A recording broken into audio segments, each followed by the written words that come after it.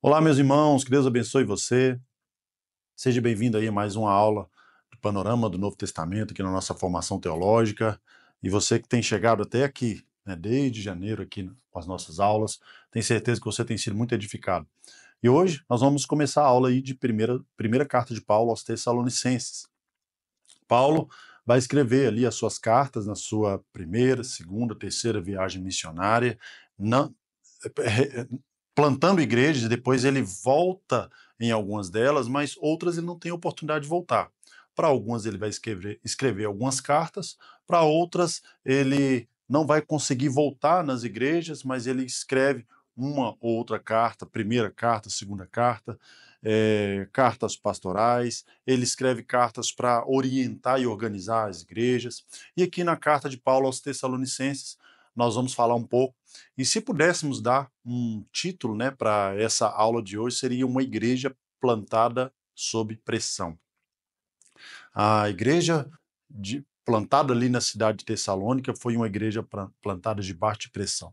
Pouco tempo que Paulo fica naquela cidade, você vai ver o relato em Atos no capítulo 17, né, tudo que acontece está ali em Atos capítulo 17, você pode voltar ali e ler, né, os relatos ali da plantação daquela igreja. E Paulo, ele vai plantar aquela igreja em 3 semanas.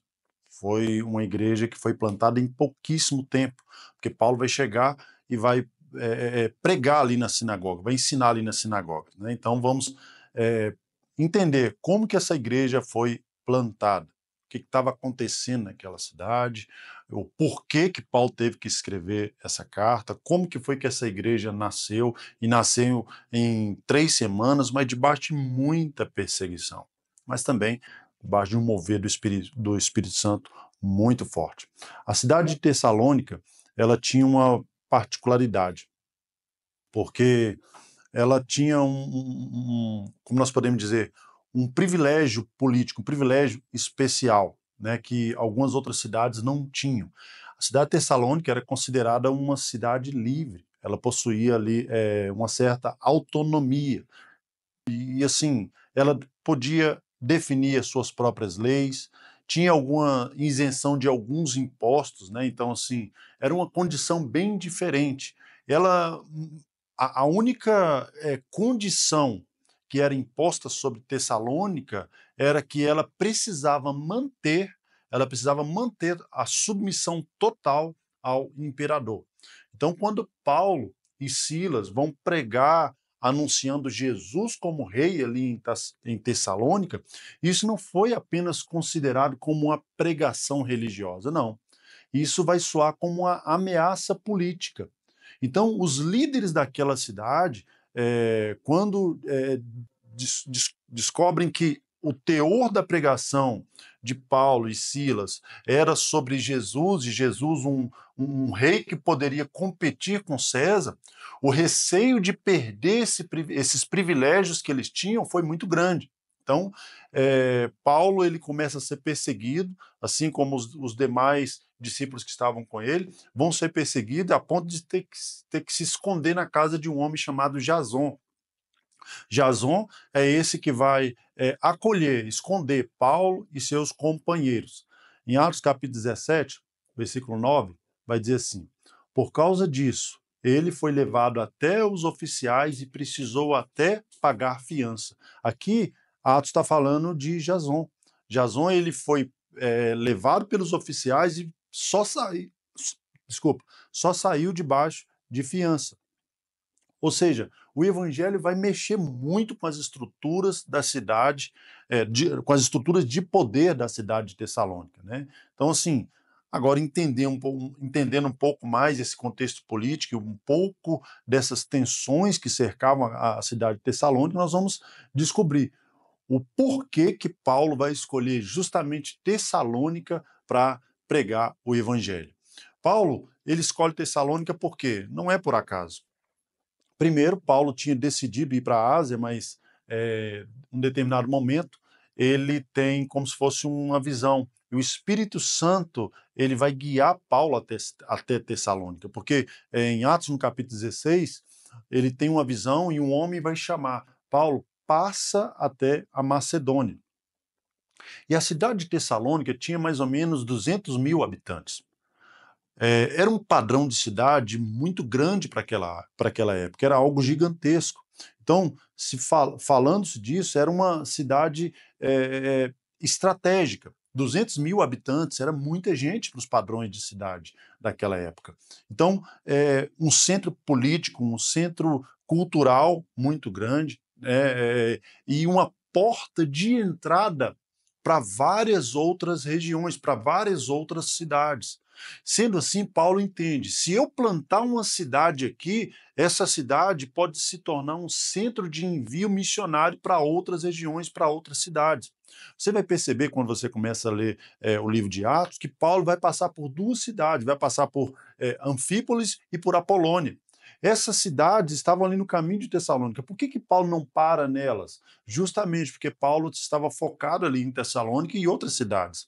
Então, Paulo sabia que se ele implanta uma igreja ali naquela cidade de Tessalônica, aquela cidade poderia ser um centro estratégico de envio de missionários. Ou seja, uma missão com unção, mas também com estratégia. Deus, ele nos chama, ele nos convoca, assim como chamou Paulo para aquela cidade. Paulo foi chamado ali, foi enviado para aquela cidade. Ele não foi, não, o Espírito Santo não permitiu ele ir para a Ásia naquele momento, mas ele foi para a região da Macedônia, porque o Espírito Santo estava enviando. Mas mesmo o Espírito Santo enviando, Paulo, ele vai ser estratégico. Ele vai para Tessalônica, ele não para nas outras cidades. Ou seja, Deus não anulou a estratégia de Paulo. E quando ele chega ali em Tessalônica, Paulo ele vai direto para a sinagoga. Por quê? Porque era mais fácil pregar ali aos judeus que já conheciam as escrituras ali na sinagoga do que pregar para os demais que não conheciam as escrituras. Então Paulo vai pregar ali durante 3 sábados. E o que ele faz? A Bíblia vai dizer que Paulo vai expor as escrituras.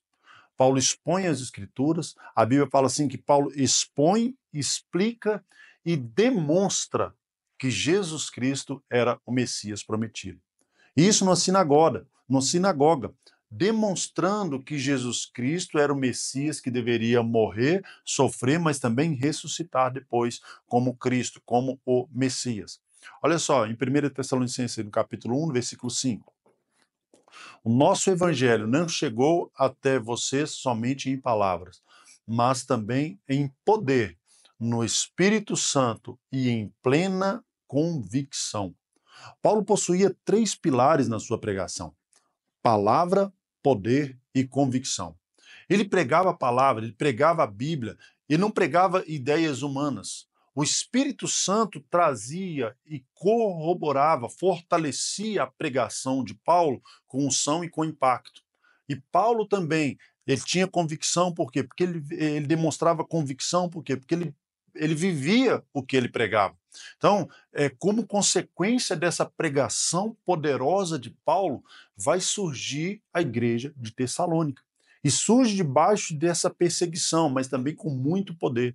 Em 3 semanas, Paulo vai pregar nessa cidade, vai pregar nessas sinagogas, vai ensinar nas sinagogas, e isso prova, irmãos, que ao nascer essa igreja, uma igreja estratégica, uma igreja poderosa, isso prova que não era obra humana, que era uma obra do Espírito Santo.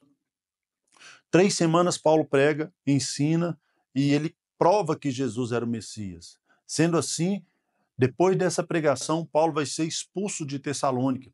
Ele vai embora e 6 meses depois de Paulo partir de Tessalônica, ele vai enviar uma carta para essa cidade. Essa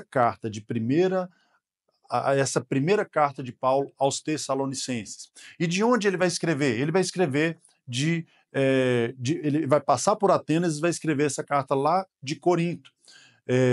Quem vai levar essa carta de Paulo vai ser Timóteo.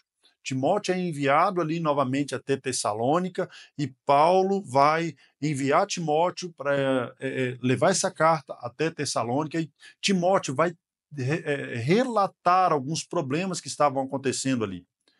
Ao relatar esses acontecimentos, ali de Tessalônica, Paulo se vê na obrigação de escrever, orientando os irmãos ali de Tessalônica. A- Ali em 1 Tessalonicenses, no capítulo 3, versículo 1 e 2, diz assim: achamos por bem ficar sozinhos em Atenas e enviamos Timóteo para fortalecer e animar vocês. Como Paulo vai sair às pressas, Paulo não teve também muito tempo de ouvir, de entender e discipular aquela igreja, né? Por causa disso, Timóteo, ao voltar com notícias, Paulo vai ter que escrever uma carta para ensinar, para orientar aqueles irmãos, até mesmo para corrigir alguns problemas que foram aparecendo ali, justamente por causa da ausência de alguém que era mais consolidado na fé, como Paulo, né? E quais são esses problemas? O primeiro problema que surge ali na igreja de Tessalônica era uma expectativa errada sobre a volta de Jesus. Quando Paulo esteve ali ensinando nas sinagogas, com certeza Paulo ele vai escrever sobre esse assunto, a segunda vinda de Cristo. Ele vai escrever sobre isso. E essa mensagem vai queimar no coração dos tessalonicenses. Eles creram tanto a ponto, não somente na palavra de Deus, mas relatos históricos vão dizer que eles estavam tomando decisões precipitadas ali. Alguns estavam largando o trabalho, alguns estavam vendendo as suas posses, esperando o retorno de Cristo até para o próximo dia. E Paulo vai ter que escrever orientando. Por quê? Porque dentro dessa expectativa, alguns até mesmo vão parar de trabalhar, imaginando que o arrebatamento viria no dia seguinte. Paulo vai escrever para corrigir esses problemas, vai orientar esses irmãos, mas sem destruir a fé deles. Ao orientar eles, Paulo vai não criticar a expectativa deles em si, ele vai até reforçar essa expectativa, mas vai dizer que o problema não era, no caso, a esperança que eles tinham em Cristo, mas era o desequilíbrio, principalmente o desequilíbrio prático, que Paulo vai repreender, que Paulo vai orientar. Por que desse desequilíbrio? Ao entender que Cristo voltaria no próximo dia ou nas próximas semanas, eles estavam fazendo coisas que trariam consequência para a sua vida ou para as suas próprias famílias. Aqui em 1 Tessalonicenses capítulo 4, versículo 11 e 12, vai dizer: procurem viver em paz com todos, cuidar dos seus próprios negócios, trabalhar com suas próprias mãos, como já os instruímos. Porque o comportamento de você, para que o comportamento de você seja respeitável aos olhos dos que são de fora, e para que não dependam de ninguém. Ou seja, o fato de pararem de trabalhar, de cuidar das suas famílias e de cuidar dos seus negócios, estava trazendo até mesmo escândalos. E esse era um problema que Paulo estava corrigindo na sua carta. O segundo problema era a dúvida que eles tinham a respeito da ressurreição dos mortos. E Paulo vai também escrever orientando. Ele vai orientar que se Jesus voltar, quem morreu em Cristo, esse vai ressuscitar. Eles tinham muitas dúvidas a respeito disso. E os novos convertidos que estavam abraçando a verdade e essa esperança em Cristo ali naquela época, alguns até morreram. E morreram em Cristo, e aqueles que ficavam, eles tinham dúvidas a respeito desses irmãos que morreram. Será que esses irmãos perderam a chance de ver o arrebatamento? E aí Paulo vai escrever. Paulo vai orientar, Paulo vai corrigir, porque eles achavam que somente os vivos participariam do arrebatamento. Sendo que o arrebatamento poderia, na mentalidade deles, acontecer entre 1, 2, 3 dias ou até em uma semana. Quem morreu em Cristo, esses não participariam do arrebatamento. E Paulo vai escrever, ele vai orientar. No capítulo 4, versículo 13 ao 18, Paulo vai escrever: irmãos, eu não quero que vocês sejam ignorantes a respeito dos que dormem. Os que dormem aqui é justamente aqueles que morreram, para que não se entristeçam como os outros que não têm esperança. Cremos que Jesus morreu e ressuscitou. Assim também cremos que Deus trará, mediante Jesus, com ele, aqueles que morreram. Dizemos a vocês, pela palavra do Senhor, nós, o que estivemos vivos e permaneceremos até a vinda do Senhor, de modo algum precederemos os que dormem. Paulo está falando aqui sobre a ressurreição dos mortos. E Paulo está dizendo assim, que aqueles que estiverem vivos quando Cristo voltar, e arrebatar a igreja, de forma alguma o nosso corpo vai sofrer transformação antes que os mortos ressuscitem. E Paulo vai dizer: pois dada a ordem, com a voz do arcanjo e ressoada a trombeta de Deus, o próprio Senhor descerá dos céus e os mortos em Cristo ressuscitarão primeiro. Paulo vai orientar aqui, os mortos vão ressuscitar. E aí depois, versículo 17, depois nós, os que estivermos vivos, seremos arrebatados juntamente com eles nas nuvens, para o encontro com o Senhor nos ares. E assim estaremos para sempre com o Senhor. Portanto, consolai-vos uns aos outros com essas palavras. Paulo está ensinando aqui que antes dos mortos ressuscitar, os que estiverem vivos não serão transformados. Mas ele está ensinando que depois de soar a trombeta do arcanjo, a trombeta de Deus soando, os mortos ressuscitarão incorruptíveis. E eles vão se encontrar com Jesus nos ares, mas depois que nós que estivermos vivos formos transformados. Então, Paulo diz assim: consolem uns aos outros com essas palavras. Não vivam de uma esperança enganosa, mas os mortos que morreram em Cristo não perderam nada, eles vão ressuscitar. Então, Paulo vai, com a carta, vai corrigir esse engano de que os mortos que morreram, e mesmo tendo morrido em Cristo, perderam o arrebatamento. E ele vai dizer: não, os mortos serão arrebatados juntamente conosco. Eles vão, inclusive, vão ressuscitar primeiro e depois nós, os que estivermos vivos, seremos arrebatados juntamente com eles nas nuvens. Ou seja, haverá uma ressurreição e uma reunião com Cristo nos ares. E Paulo vai corrigir esses problemas de entendimento a respeito da ressurreição dos mortos. E o consolo era verdadeiro, porque Paulo ele traz um ensino poderoso a respeito desse assunto da escatologia aqui na carta de 1 aos Tessalonicenses. A vida não termina no túmulo. Cristo é as primícias e nós ressuscitaremos com ele.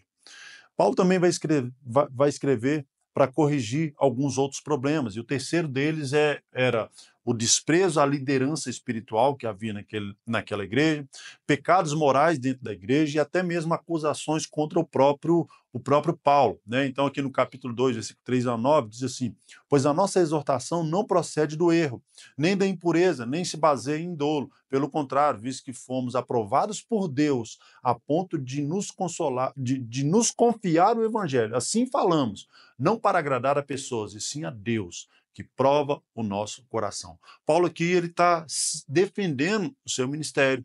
Paulo está defendendo o seu apostolado. Está dizendo assim que ele foi aprovado por Deus, que ele exorta com a sua pregação, que a pregação dele não procede do erro, não procede do engano, nem da impureza, mas ele está autorizado pelo próprio Deus. E o seu apostolado se baseia na pregação do evangelho verdadeiro.